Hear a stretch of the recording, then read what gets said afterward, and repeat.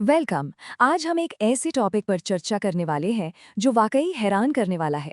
एक तरफ है सिलिकॉन वैली का फास्ट पेस टेक वर्ल्ड और दूसरी तरफ एक साधारण से सन्यासी।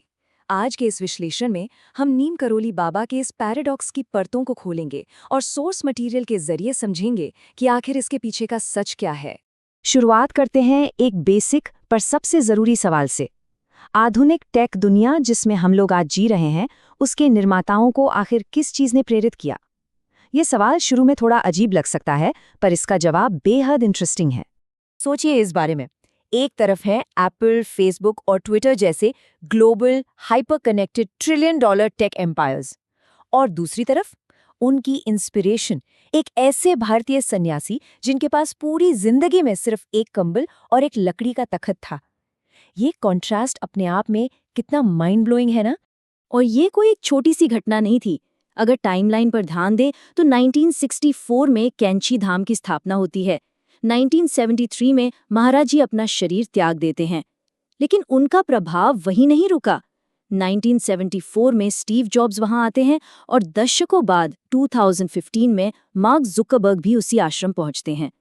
मतलब एक सन्यासी के गुजरने के इतने साल बाद भी टेक विजनरीज निरंतर वहां क्यों आते रहे? तो आइए इस सेक्शन में हम the man in the blanket की लाइफ से कॉम्प्लेक्सिटी को हटाते हैं। आखिर ये रहस्यमयी व्यक्तित्व असल में थे कौन?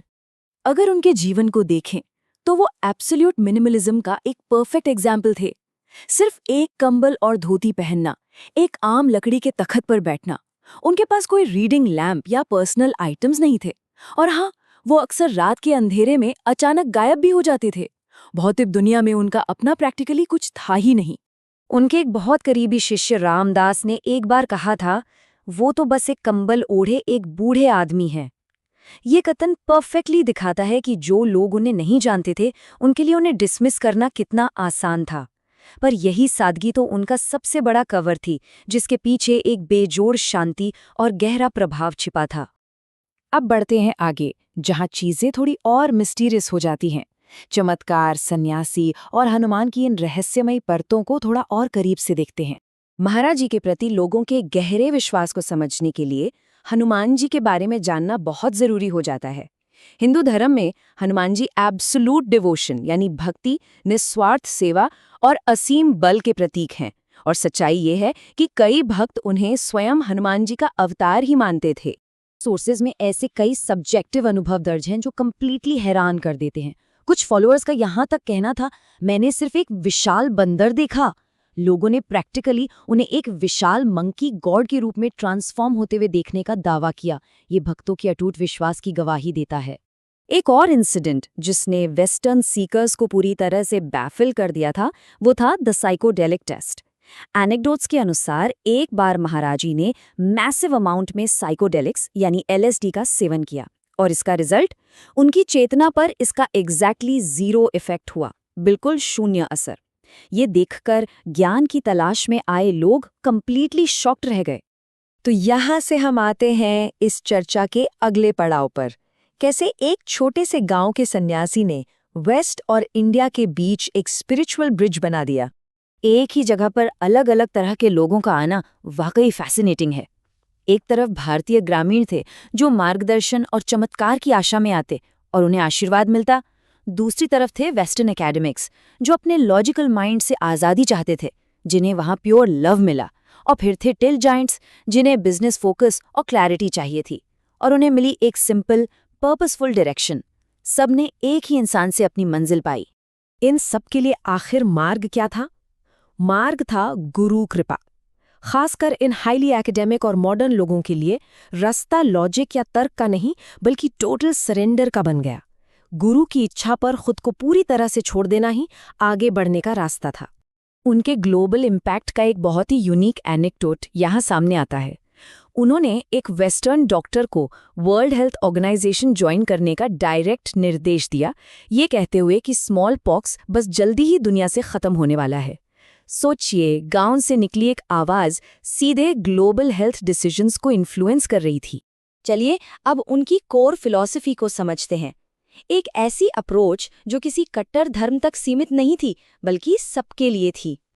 अगर उनकी पूरी फिलॉसफी को एक लाइन में समेटना हो तो वो ये है, सबसे प्रेम करो, सबकी सेवा करो और ईश्वर को याद रखो। ये एक सिंगल पावरफुल स्टेटमेंट ही उनकी सबसे एंड्योरिंग और प्रैक्टिकल टीचिंग थी, जो लोगों के दिलों में हमेशा के लिए बस गई।